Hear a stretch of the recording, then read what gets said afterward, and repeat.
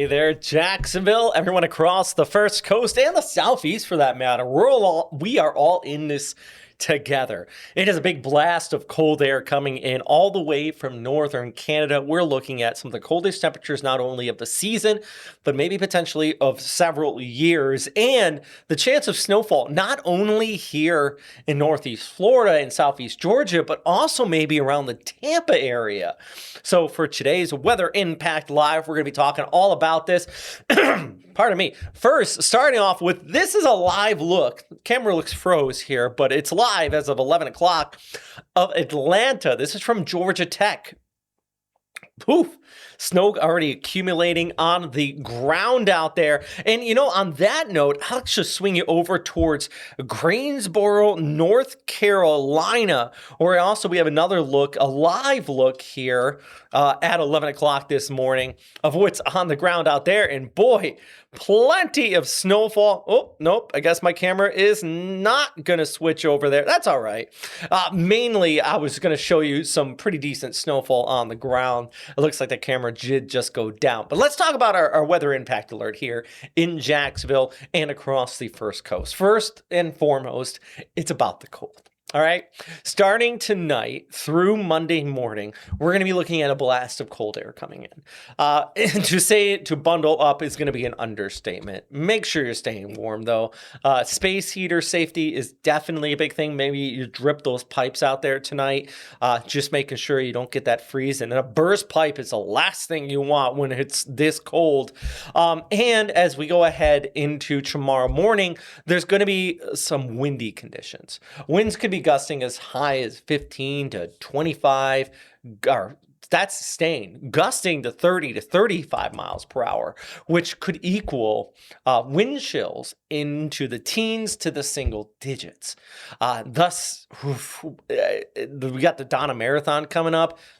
It's going to be cold out there Sunday morning, and really all day Sunday we're not warming up. We're staying into the 40s with those windy conditions, thus wind chill staying into the 20s to the 30s all day long. It is not going to feel like Florida out there, I'll tell you that much. Taking a look at Monday, 52. Now we do rebound eventually back up to 61 to 69 degrees by Wednesday. We're actually going to be near 70. Might be able to break out the shorts and the flip-flops there before another cool down, and we're back into the lower 30s there by Friday morning. But first, we got to get through this storm here, and that is the number one thing. There's an area of low pressure just offshore that is just blowing in that cold air.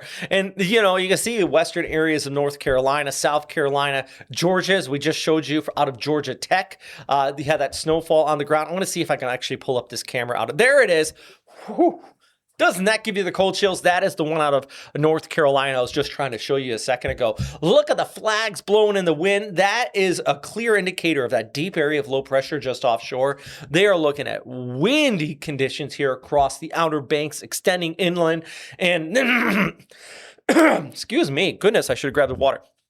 And you're getting that strong north wind. Now, this is twofold. Okay, so you get the windy conditions, you get that wind chill, you get blowing snow.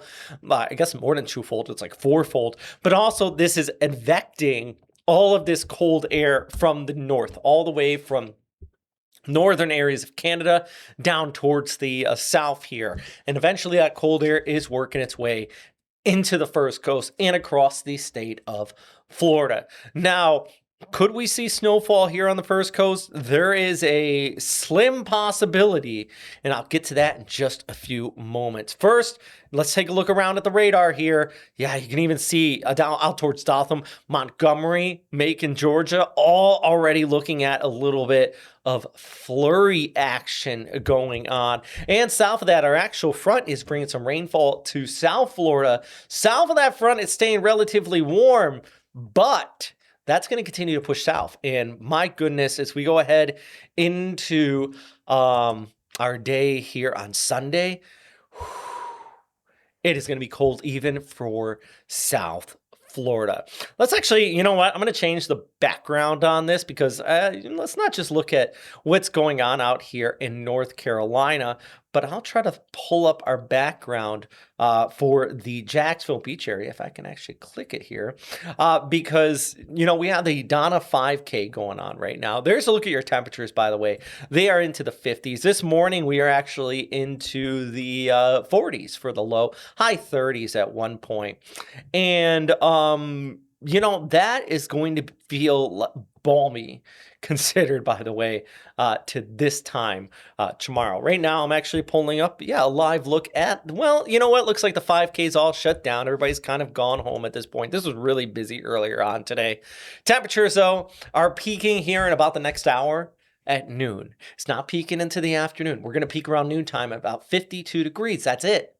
Because then after that, those northerly winds that I'm talking about, pulling that cold air clear from Canada, is going to start to work its way in. And look at this, by 9 o'clock, 31 degrees. We will be below the freezing point before midnight here in Jacksonville. So it's just 52 for the high. Glenn County, maybe parts of coastal Camden, dare I say Nassau County, that's a stretch. Possible. Out towards Amelia Island, could see a few snow flurries. You might get even a little bit of a ocean effect. Yeah, just because of the winds offshore. I'll talk about that in a moment. So this is a bomb cyclone, fancy term for saying a big, deep area of low pressure, defined as 24 millibars in 24 hours, pulling in this frigid air from the north. We're also looking at exceptionally windy conditions along our coastal areas. And where's this cold air coming from? Clear out of the poles. We're talking about northern Canada, all the way down towards our south. You can track air parcels with the model guidance. And, we're talking way out there in the Arctic Ocean where some of these particles are coming from, which basically just indicates that this is going to be chilly air, right?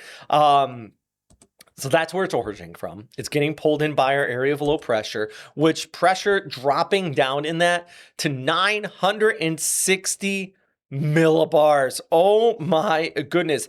And don't forget, all this cold air is falling on top of the snow and the cold we already had this past week, which crews are still picking up after that last snowstorm. So what I'm going to do here is I want to show you some video out of Mississippi, because we have one of our reporters out here talking about how they're still struggling to pick up the snow out there. So let's go to that real fast. Travel, and as more frigid temperatures move into the area, some want answers.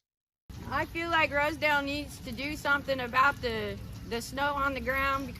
Others we spoke with off camera said the town has always done something in the past and are confused this time around. Mayor Jack Coleman says the town is currently without the proper equipment to clear roads due to a road tax agreement with the county, which leaves them in charge of it. The county takes care of our roads in return for keeping our part of the road tax, and so and we appreciate that, and they generally do a very good job, but they're strung out. And that seems to be the case, as county supervisors say they are working to make their rounds to all of Bolivar County. We do our best to prioritize the areas, Rosedale being one. All the areas to some degree are prioritized, but we just have to reiterate to the larger constituency to just be patient with us and that we're going to get it done. But as patient as they are, the people of Rosedale hope to see results soon. I feel like they need to do what they need to do for the people of Rosedale, because they're the ones that have to drive on it. In Rosedale, Rondarius Elsie. All right. Well, thank you very much for that. We're also going to be talking about the snowfall risk, not only in parts of Georgia, the deep south here, but even extending into Florida, and snow in Tampa. Yeah, that's a possibility. So let's talk about that in just a few moments. We're going to go to a break real quick, so don't go anywhere. Plenty to talk about this morning on Weather Impact Live.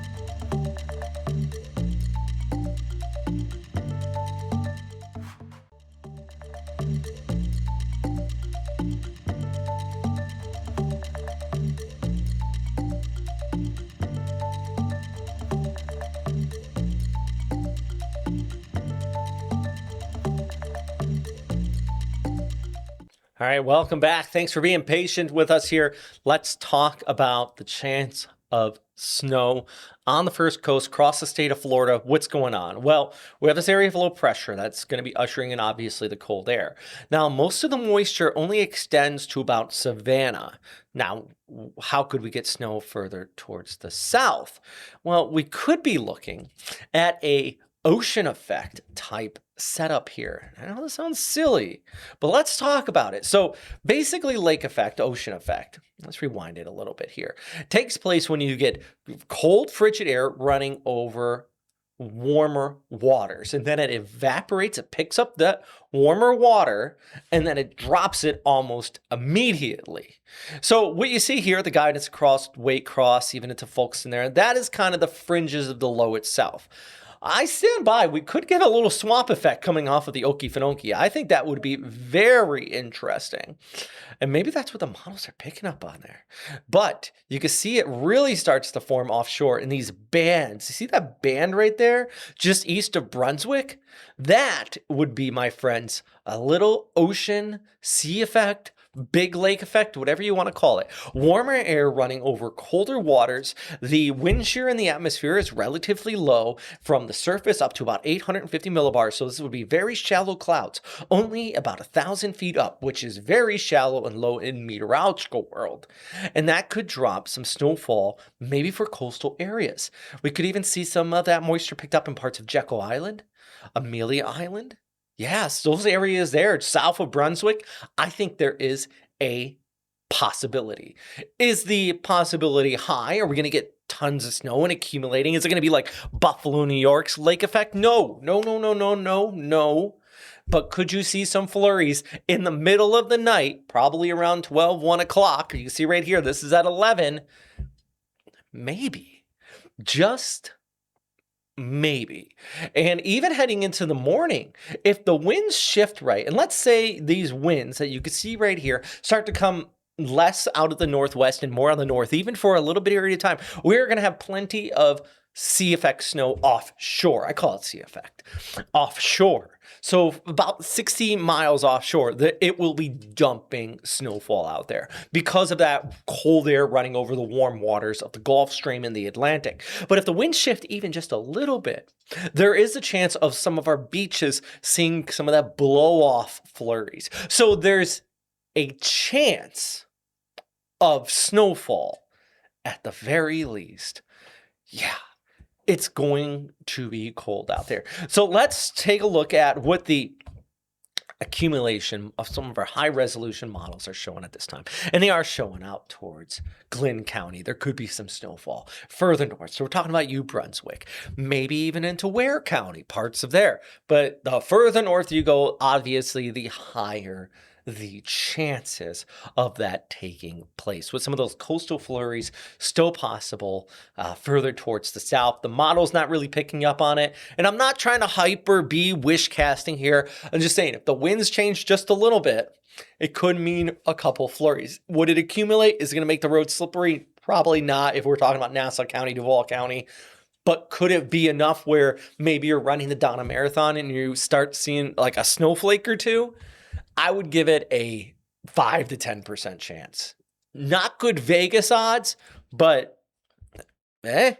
Okay, I also mentioned this on the West Coast. So it's same idea in place. The Gulf is warm, but we have cold air blowing over it. So let's take our same philosophy here in the meteorological world. You got cold air running over warmer waters. And then it heads near the West Coast. That means places like Tampa could be looking at a little bit of snow. Is it going to accumulate? No, the ground is way too warm for that. But there could be some snowfall, at least on the ground, not on the ground, in the air that is out there. And then you combine it with the winds. Whoo! And it is going to be blowing out there. We're going to be talking about some frigid wind chills. And that includes for the Donna Marathon here on our Sunday morning. So I'll be back in just a bit. We're going to talk about that. But first, I want to talk about these record cold temperatures, all right? We have these frigid conditions all across the Southeast. And of course, we always talk about protecting your plants, protecting the people around you, and as well as your pets. So another one of our reporters talking about all this cold air across the Southeast and some things you need to remember to make sure your pets stay warm and safe.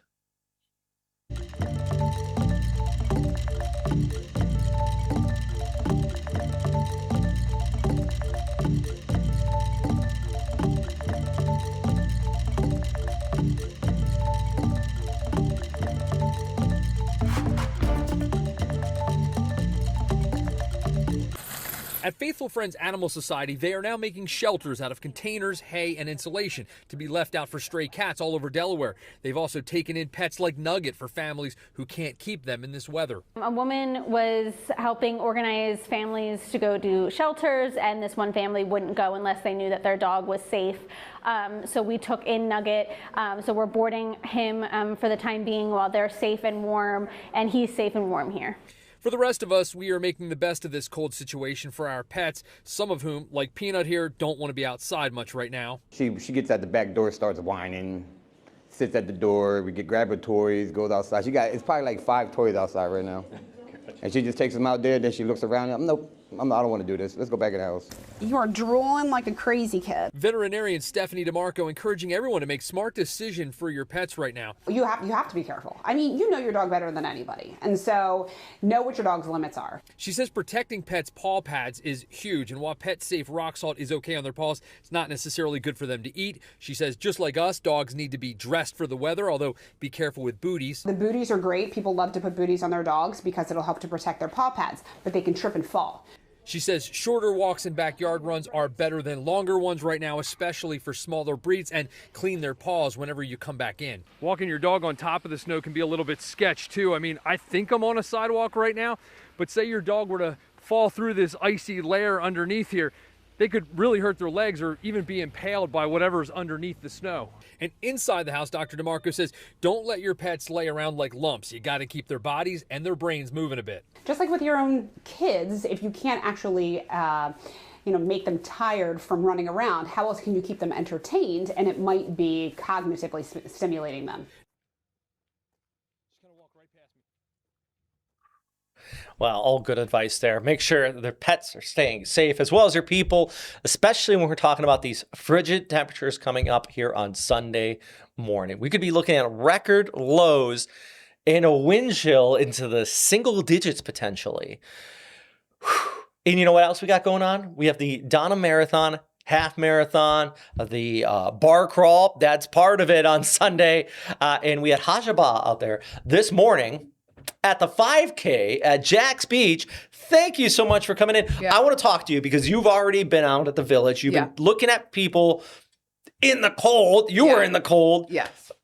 First off, tell me what the atmosphere out there was for the Donna 5K this morning. Yeah, listen, Robert. So I know I was there last year. The energy was just as electric this year. Like, even though people were cold, there was a lot of different stations out for people to warm up, but the energy was still high. But I was talking to runners while I was there. They were a little bit scared. They were like, hey, we're kind of hesitant. We're kind of regretting this. But overall, once they hit that finish line, I could just see all the emotions in their face. But some people are participating in tomorrow's marathon, and they say they learn all the lessons from this year, pretty much saying that, they're going to layer up tomorrow because today was kind of like a sneak peek, I would say, to tomorrow. Let's take a look at our graphics as well here, Katrina, behind the scenes here. And basically, we have this extreme cold warning in place tonight, okay? The temperature is going to be dropping, so I can get that fear of people talking about, they're a little worried about it. Number one thing, is layering up, but it's not just these lows. Yeah. We're going to have these winds going about 15 to 25 miles per hour, which if you look at our handy little wind speed and temperature chart here, it gives you a look at the wind chill. That puts us solid into the teens, and those exposed areas could be into the single digits. Oh my gosh. So, Haja, I know you're going to be out there tomorrow morning, right? I am. What is your plan today? You said you're going to go do a little shopping. What are you going to be picking up? Yes. So main thing, this morning I had on the coat, I had on the earmuffs, but one lesson I would tell you, Robert, and all the viewers watching, I needed gloves. You know, I felt my hands like I was like, it's getting numb. I need more socks, more layers. So I think tomorrow I'm going to have like a turtleneck. Hopefully I go to Target or Marshall's and find like a scarf. But I really wanted to protect my face, but obviously I'm not running. But I need to make sure that I protect my hands because as a reporter, we constantly have our hands out and I need to wear definitely more layers. And especially for the spectators out there, for those who are standing still, please wear layers because it was freezing today. Well, let's take a look at the actual forecast here for the marathon. Now, if they do have like heaters set up and everything, right? And like warming tents. Oh, that's good because at the start, which is 7:30, is when the first runners go. Okay. 27 degrees with a wind out of the north, potentially around 25 miles per hour, which puts the wind chill 10 degrees. Wow, that hurts. That hurts. And the problem is the first part, the coldest part of the run is going to be due north into the wind. Exactly. The good news, and you know, the energy is good out there, right? Yeah, the energy is good. And one point I actually want to bring up too, people do forget, I know usually it's like warmer during these races, but people forget when it's cold, they kind of forget to hydrate. Because they're thinking in their head, all I need is like coffee smart. You know, or hot coffee chocolate. Ahead of a marathon is a bad idea. So it's a bad idea. So remember, you actually need to hydrate. Because people may forget, like even today, I found myself forgetting to grab my water bottle. I'm like, wait, just because it's cold doesn't mean you shouldn't be drinking water. So that's really good advice. Yeah. Oh, goodness. Just... I hope everybody's staying warm. Multiple layers. I'll be out there running with you as well. Awesome. Haja will be there. Yes. Mike Prangley's going to be in the protector sitting in the truck. That's going to be super fun. Good for him. And best of luck to you tomorrow, too. I'm glad you're going to be out there. All for a good cause. I'm not going to win. I'm telling you that right now. I'm not running for time. I'm running just to get it done and over with. I'll run faster so I can get back to somewhere warm. All right, so we got a few more minutes. I got you here. Let's show a video out of St. Louis. I want to show. So this is how we're going to all feel like tomorrow morning. This is a polar bear. We can just throw up the video. There we go. Yeah. Don't look at that. Don't jump in the water. That is the epitome of a polar plunge right there. Yeah. That is brave though. But don't do that tomorrow. Don't go running. Don't go to the beach tomorrow. The beach is right there. I know. It's tempting. Yeah.